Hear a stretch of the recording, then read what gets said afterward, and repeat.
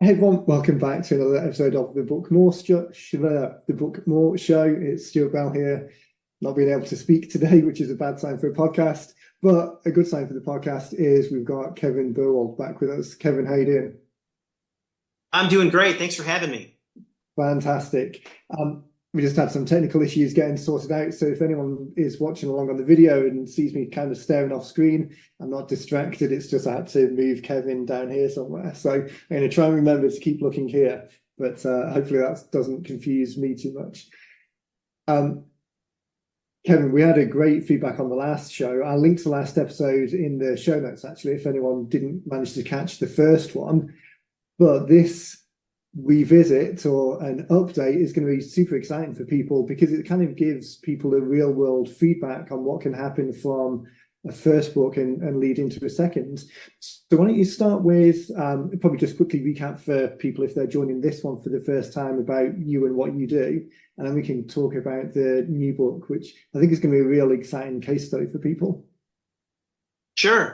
Well, this journey with you guys has really helped propel several of the businesses that we work in. The primary one is now a company that's called Catalyst for Growth, which is a catalyst, the number 4growth.org is our website, which has really taken off. And I can't thank you guys enough for the work and support you gave us on my first book, because that book had 20 big ideas in it and knowledge torches that is used to help people grow their business and their lives, and has brought so much satisfaction to me and so many other people.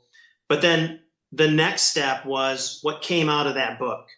So the interesting thing, you really put yourself out there when you write down what you think are some of the biggest ideas to help in the overall catalysts for the sales cycle for people when they're growing their business and generating clients. And I don't know if it was ironic or intended, but three big ideas came out of that book. And really, they weren't the ideas that I thought were going to come out. And one of them has to do with creating a professional biography that is used as an introduction tool. It's really the tool that just crosses the chasm to help your centers of influences and your current best clients introduce you to other clients. We didn't see this coming, but it was, after, I don't know, probably a dozen to 15 different conference calls, presentations at different conferences, Zoom meetings, I started getting requests almost daily from salespeople around the country who said, how do I create a professional biography?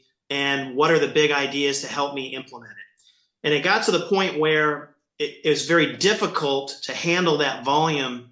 So the easiest way to help people grow their business and get more introductions in shorter time to their best clients is to create a book and give them some homework and prep to put everything together before it gets to me. And that's how the book was created, so that we can help people much more efficiently and quickly meet their objective of creating a tool that helps them get more referrals much more quickly. It's such a And great that's the point. second book.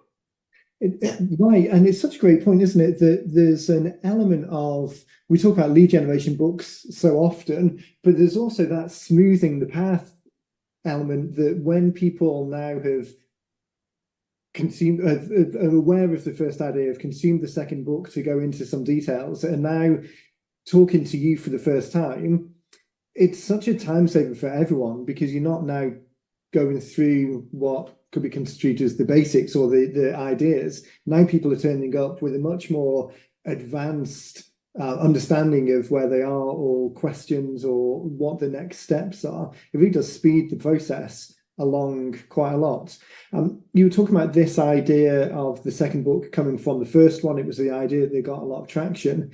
In terms of the content for it and what level to pitch that at, again, thinking in terms of us usually talking about lead generation books and almost doing the 101 level of the book, this one's slightly different because it's kind of instructing people a little bit more, guiding people a little bit more specifically. So was that a different mindset, or a different, you approached that in a different way to create it? Yes, I think so. And it's to the point that this book is really less than 80 pages.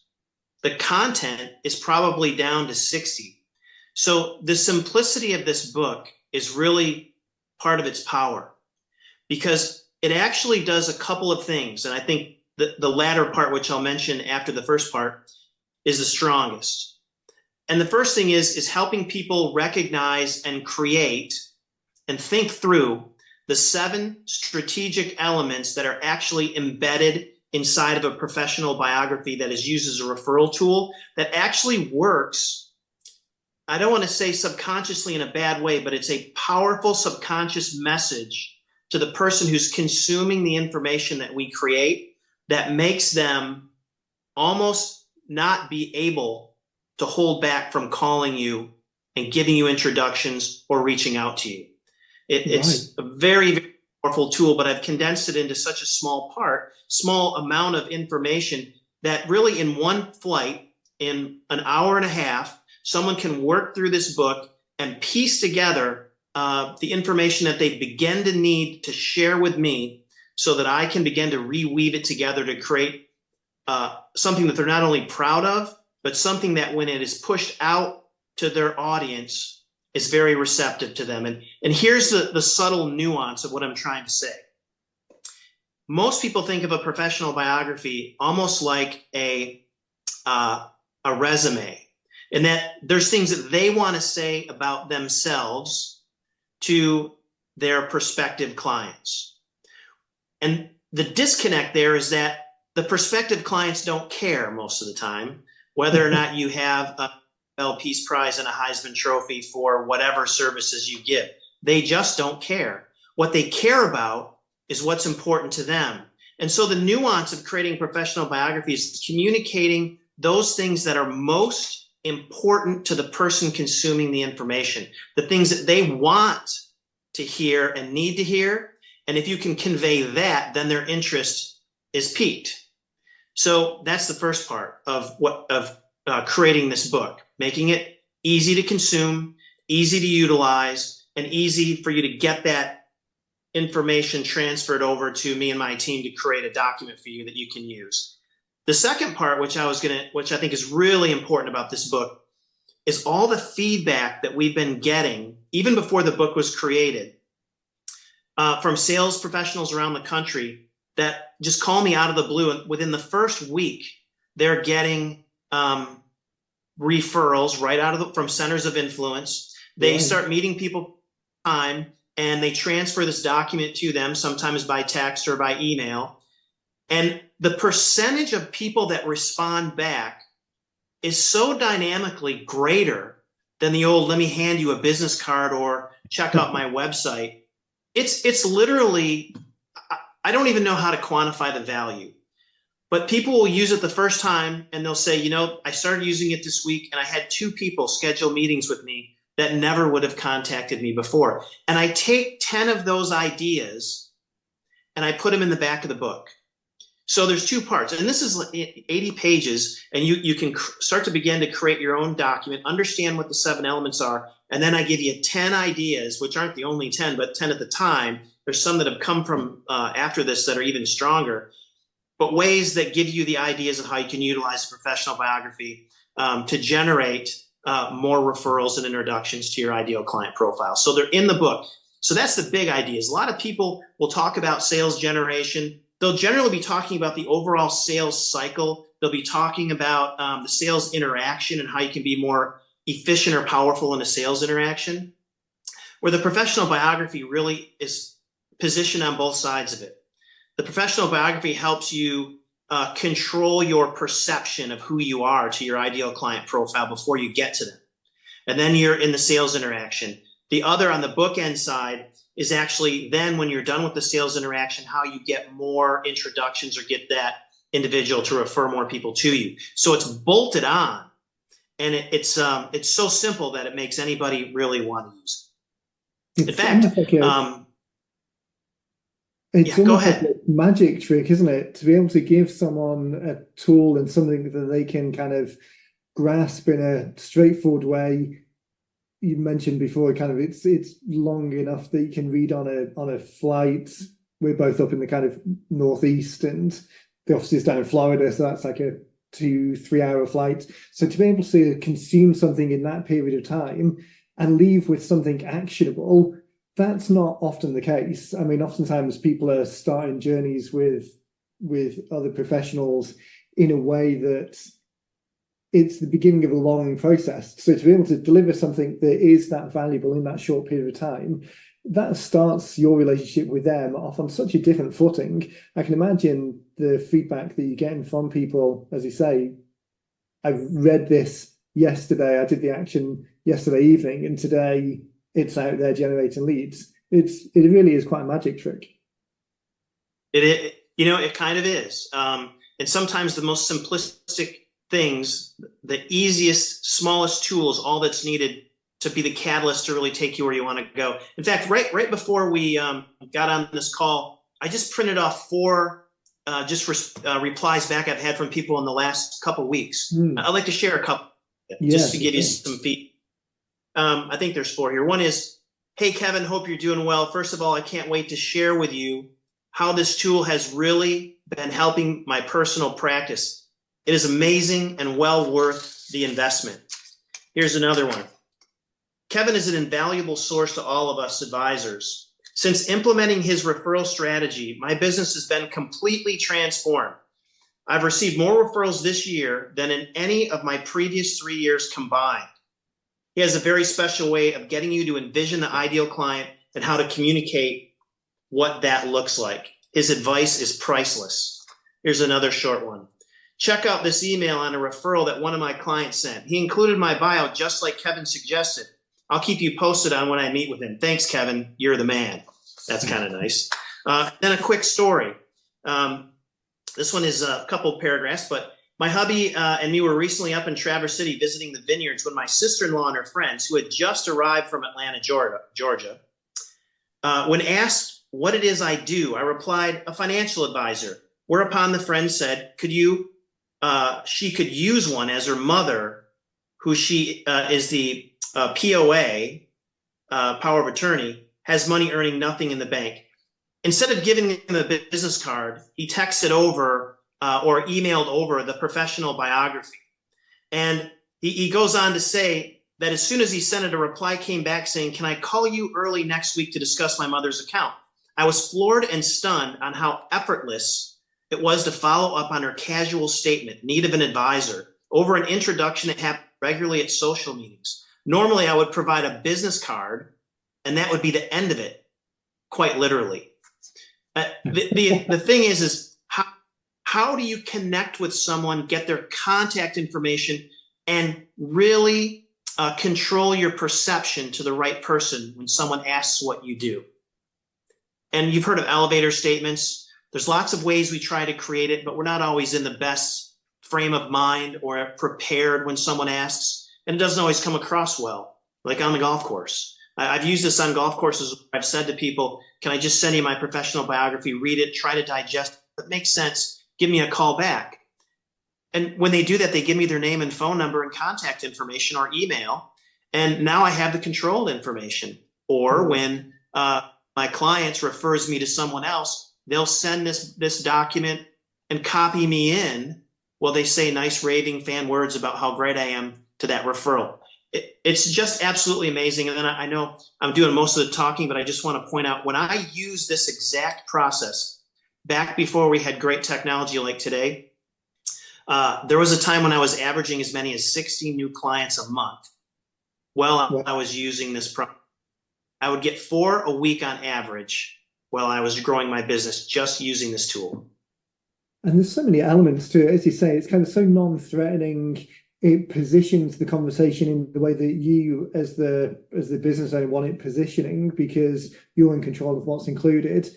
And your process kind of helps people highlight who it is they're looking for, use the language that will resonate with those people. So it almost becomes somewhat self-selecting in the people who receive it and are that ideal target group are more predisposed to take that next step.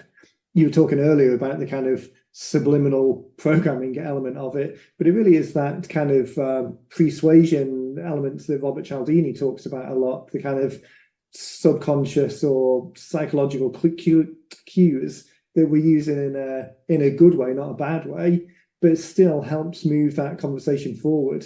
There's so many steps that mean it's easy for the person to create, easy for the person to consume, and an obvious next step that it's not really a surprise that it really helps people orchestrate what they're doing in terms of referrals, as opposed to the kind of we appreciate referrals, tell your friends type message that a lot of people are doing in just the passive sense. The people who so there's kind of two tiers to it. Obviously, there's the people who are receiving the professional biography and how they're responding, but the people that you're dealing with, so the other advisors that you're working with, this idea of the professional biography, for most of them, is this a new idea, or is it something that they've maybe seen in a different context or heard you talk about in a different place, and this book is then almost helping the conversion process? It's helping them understand that this is a tool they really need. There are some people that I'll find that do have very, very good biographies. There's nothing new under the sun, right? So there are people who have been very, very successful at creating and having a bio, and some that know how to use it. I don't find a lot of people who've created one that's as efficient as this process is, and know how to use it. And I think that the biggest issue with all of these is sometimes you've heard the story where you'll do things so well you'll stop using them. You'll create a biography, you'll create a marketing, have a strategy, you'll use it for a while, and then you'll go on to something else. Yeah. And so it's really sometimes for some people it's just reminding them, brushing it off, and giving them a new tool. But I can honestly say with complete candor, I don't know a single person, no one have I met that has created a professional biography and began to use it has ever failed. They have always gotten more referrals, and they get it in shorter time.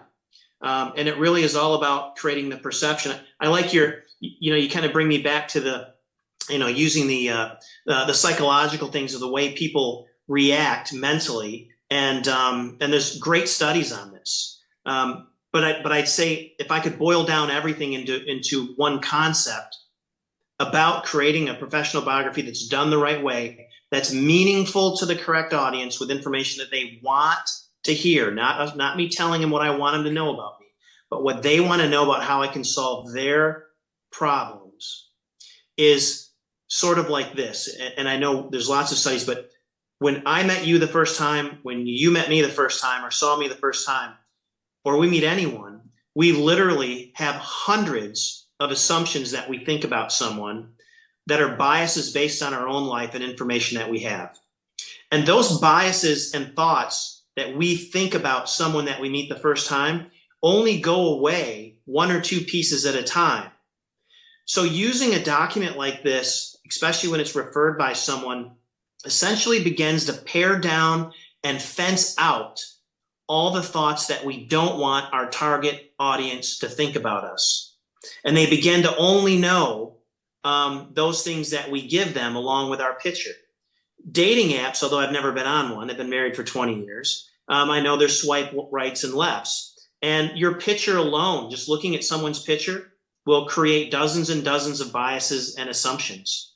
And that's one of the elements that we coach people through. What type of picture is it? What should it look like? Should it be your company? Should it be you? Should it be your team? If I could just go a couple points further into the 7 elements that are in a biography. The second one is the name, title, and content. And it's funny how people wonder, well, does my name, title, and content really matter?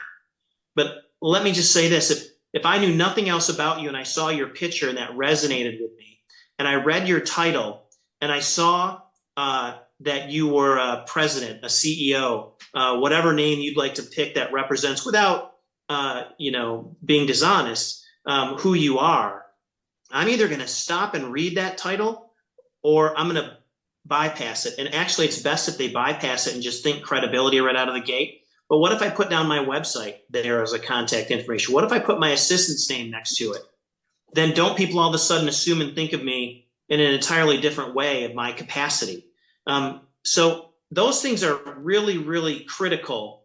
Name, title, contact information, and photo right out of the gate to eliminate a lot of biases that someone thinks about you or doesn't think about you. We want to control who we are and how they perceive us.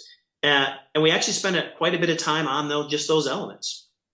It's surprising, isn't it? There's definitely a point of something will fill a vacuum. And if you're not putting those thoughts in someone's head, and again, whenever we use these words, we're kind of talking about it in a positive sense, not a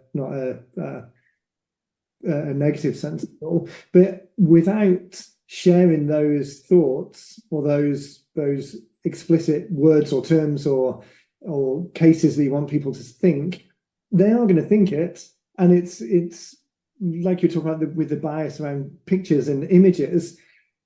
That might not be a great thing. We might all disagree with it in principle and hope that it doesn't happen. But the reality is it does. So let's not be naive and ignore that fact. Let's understand it and try and make the best of the situation that happens.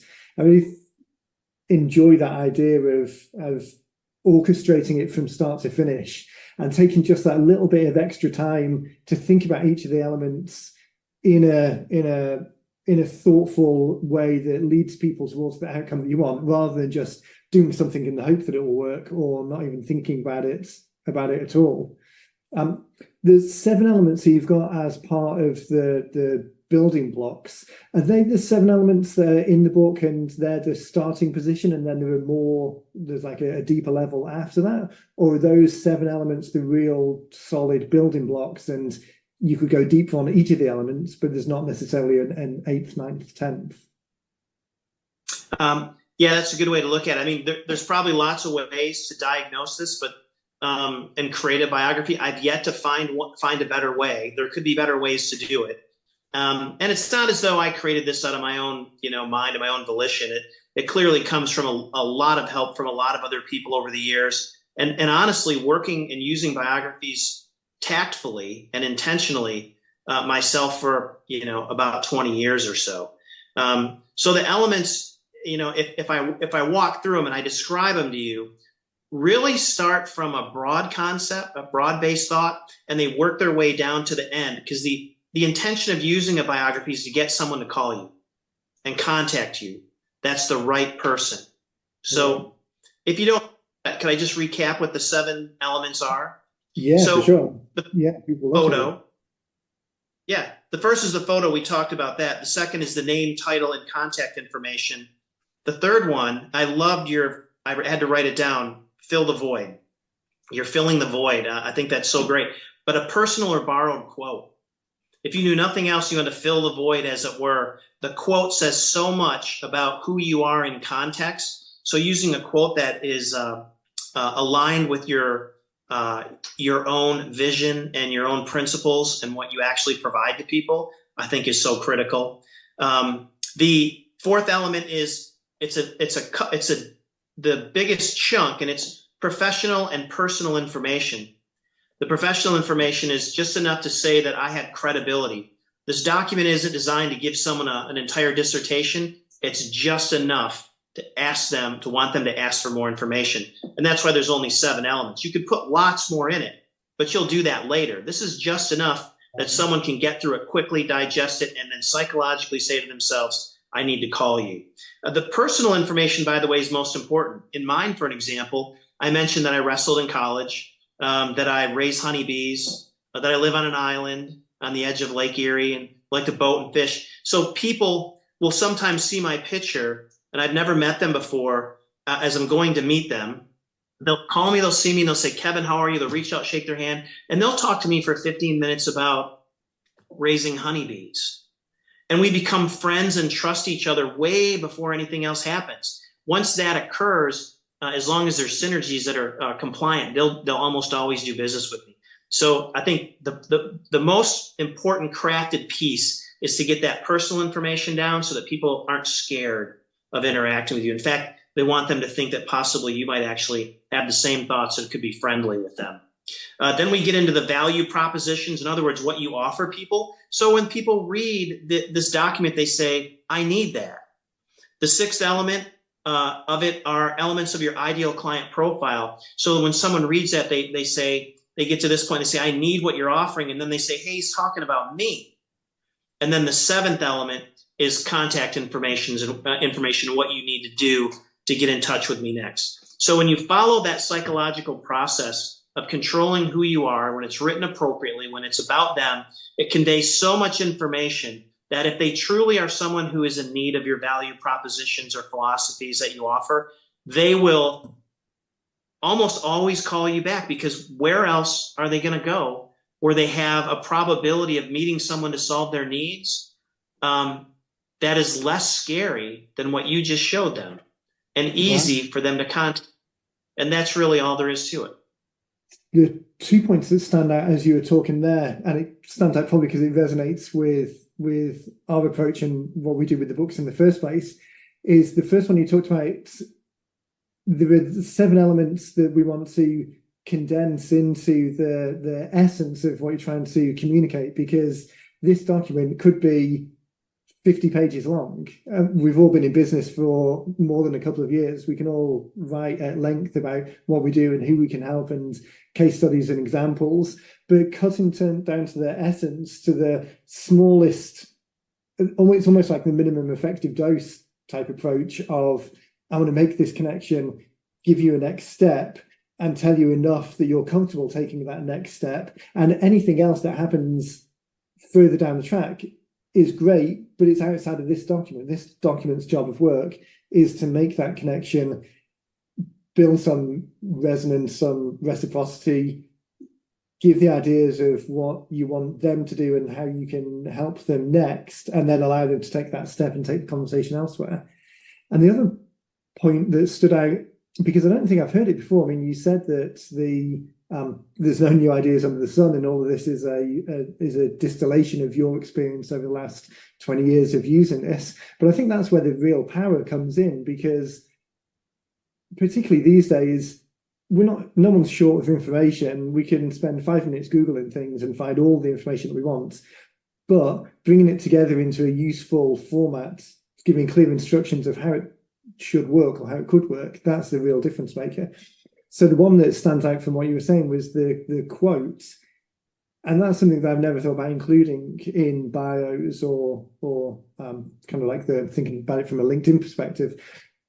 But people are very soundbitey. I mean, I don't know how much of I don't know whether that was always the case and people were always like that. There just wasn't the opportunity to see it so much. But certainly these days, having a soundbite and a hook that allows people to remember you, even if they're not ready to do business today, that makes it much more likely that they'll remember who you are and give some context to it when something jogs their memory 6 months down the track. So I think bringing those things together in the way, not only is it efficient and effective, but there's also some great pointers in there, which I'm not sure that everyone would have come across before. Maybe so. I think listening to what you just said, if I encapsulated the experience that a professional biography creates that's done the right way, might be something to the extent of what a mentor told me a long time ago when after I graduated college and got into the sales business. And he said, Kevin, people will probably never remember much of what you say, but they will always remember exactly how they felt when they were with you. Right. And it's really experience. So, when we add a quote, like to my biography, my quote is from Napoleon Hill. It is literally true that you can succeed best and quickest by helping others to succeed. If you knew nothing else about me but my name, my title, and my picture, and you read that quote, you're going to think all kinds of things, but a lot of them aren't going to be, are going to be leaning towards the fact that I'm here to help you as opposed to help myself. This is more about you than it is about me, right? And that's why quotes are important. And I got to tell you that one of the most fun things about helping people build their professional biographies, I've never seen two remotely alike. From quotes to serve propositions to their background stories. When I learn about what motivated someone to get into the business that they're in, how they got there, when there's a true emphasis behind it of why they're doing what they're doing, it's pretty fascinating. I can spend an hour with someone just talking about their business, listening and taking notes, and then creating the documents. The hardest part, the fun part, is listening. Right, and that breadth of it's the making the connection with other people, isn't it? We have the same here, having done over 1,000 books now. It's surprising that even people who are in the similar businesses have completely different approaches to things. And even if they had similar approaches to things, their experience of those approaches are completely different. And their take on the business or what they bring to the table, their personal background, all of those things come through and mean that the audience that you're trying to attract, even if it's the strategic coach abundance idea that there aren't really competitors out there because there's more than enough business for everyone in the space. And it's your unique approach that separates you and makes you resonate with person A, and someone else will resonate with person B. So I think being able to distill all of that into this professional biography, encapsulate it into something that's easy to deliver, easy to give someone the next step. Such a fantastic way of bringing all of those elements together at once. As we said last time goes fast in the podcast here. One thing I wanted to quickly circle back on was this idea of the second book coming from the broader ideas that were in the first. So quite often people will have we'll get feedback from people and identify another opportunity to kind of niche down into a specific way of attracting a group of people or compelling them to take the next step. And then other times it will be external sources that kind of highlight that there's an idea or an opportunity. If people are, or rather, as people are listening to this, we're probably in two camps. There's people who have written books already and might be on the fence. Actually, I wonder if it's, I just realized I was going to make a comment that there was someone that we did one of the early podcasts with who had a similar experience. Their book pivoted into a whole different business. And thinking about it, their name was Kevin as well. That was Kevin Craig. So I'm guessing that you don't have to be called Kevin to have this epiphany. But if someone sat there, they've maybe written something, either a book or they've got some material out there, and they're thinking that there might be something in this, there might be something they can drill down into. What's the line between, yes, this is an idea that's worth going into a little bit more and potentially writing a second book about or a book about, versus, oh, this is just something that people are generally talking about? Was there anything that was a real hot trigger that said, okay, there's definitely enough time and attention or interest out there that means that this is worth doubling down on? Yeah, well, the first thing I would state as a premise, so there's two parts of this. The first part is, in whatever business you're in, eventually you've got to retool a message and come out with your next message. I mean, if you've written a book or you have a strategy, a sales strategy that you're utilizing, I mean, when you're using that strategy and it's working, that's the time to get to the next strategy and begin building it already. It's like Western civilization and count the waves of what you've got to be doing next. So I'm always thinking of the next thing I want to do. And so because I know that I'm going to have to write another book eventually, and I've got a couple that I'm thinking of, I always have that mindset of what's going to happen in the future, thinking out 6, 9, 12 months out of what I'm going to need to do. And I think if you're paying attention and you're in our business, which is, as opposed to writing, novels or, a series of books about a certain character, fiction. And in our business, we're actually thinking about how we can drill down and help people, reach the vision of their ideal future, stealing a quote from someone else. But that's what we're trying to do. Means that times and evolution changes, the economy changes, politics changes, wars change, things change. And so we've got to be thinking about and aware of that change and trying to get ahead to where the puck's going to be somewhere out into the future, using a hockey analogy, right? I've got to be thinking about where things are. So if you've written a book and you're getting a lot of feedback, and sometimes it's the forest for the trees, someone keeps tapping you on the shoulder and saying, I like this point, I like this point, I like this point, then you've got to realize it, wake up and think about it.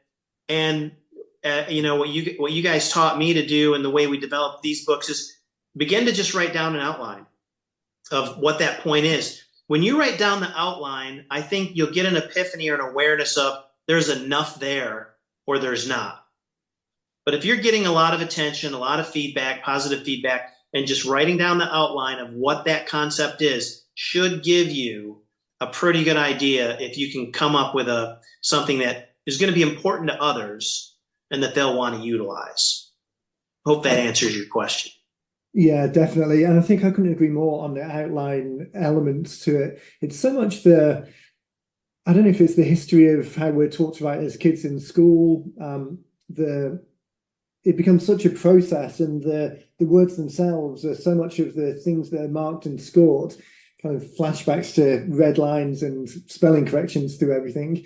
But it is easy to get hung up on the actual creation of the words themselves on the written page, which really is the last part of the process. The outline, the design, the strategy, the purpose, those elements are the main things. And that's a brainstorming exercise of taking 30 minutes and a blank piece of paper just to outline however you prefer to outline those elements that take people from the thing they're interested to the next step.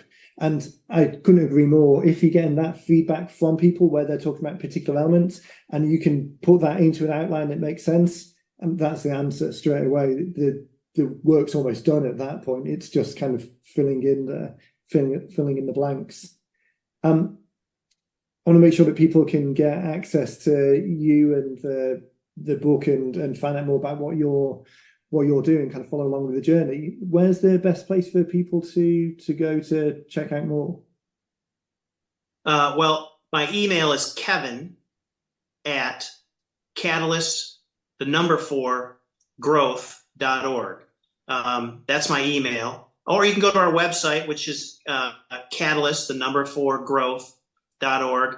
And when you get there, you'll see when you get to the resources page that we actually have a document that you can use to fill in those 7 elements of your ideal client profile. It's a free tool for you to be able to use if you get the book, which you can find on Amazon or Kindle. And it's called Get More Referrals in Less Time, or just type my name in Amazon. Type in Kevin Berwald. It's at the bottom of the screen, I think, where my picture is. Just type that in and you'll see the books pop up. That's probably one of the easiest ways to get it. Read through the elements. It's 80 pages. Do yourself a favor. You will not regret doing this. Even if you just write these elements down so that you can now convey them to your clients verbally where you couldn't before, or give it to the people who are developing your marketing programs. Because we spend thousands of dollars on people to help us with marketing programs, and they never understand what those key 7 elements are and why we would choose them. And shouldn't that really be the foundation of what they do? So do yourself a favor. It's a gift. It's on my website. There's a presentation, there's examples of other biographies. And then if you want to take it further and you want me to dust it off, for $500 and a few hours of work, and using a quality printer, you can get a document in hard copy or a digital copy that will return any expense or time, possibly thousands of times. Just so important to do. And I'd be more than happy to help you out, or someone on my team to help you out to create yours as well. Fantastic. Well, I'll be sure to put all of those links in the show notes. So as people are watching along or listening on a podcast player or on the website, we'll make sure that the show notes are links to those are in the show notes and kind of shortcut that for people. One quick point you made there was not only is this an exercise that's worth doing in its own right to create the document, but it's also super useful across all sorts of other things. You mentioned the marketing team and even the sales teams. To understand your approach, what you do, this is a piece of work that will return benefits across multiple different use cases. Not only the actual job of work of doing it in the first place, but in all of those other examples. Yeah, I guarantee it.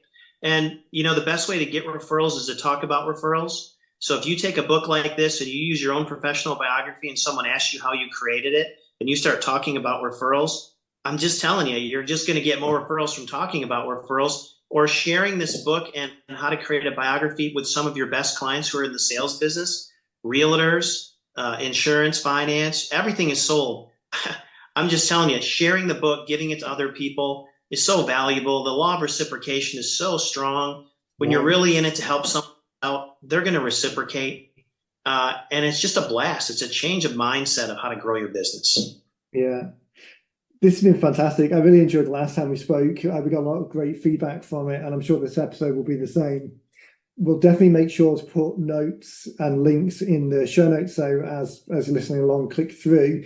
And it'd also be interesting on this one to send feedback to you if people have gone through the exercise.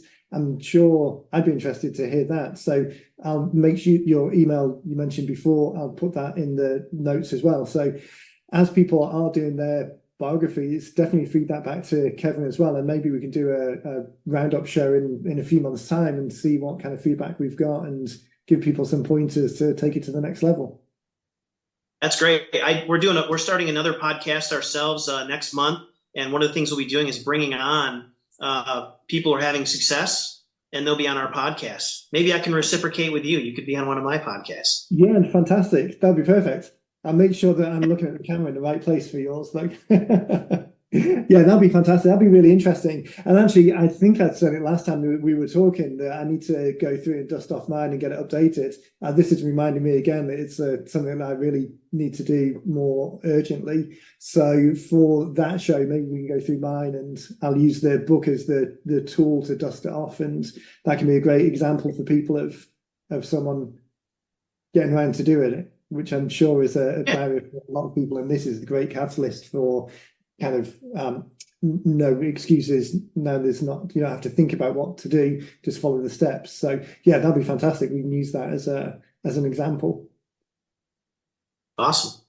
Perfect. Okay. Time goes fast as always. Kevin, thanks so much. We'll definitely cycle back in a couple of months and get some feedback and do an update. Everyone who's listening, watching along, as I say, check out the show notes. I'll put links directly to Kevin's email, the website, and the Amazon links.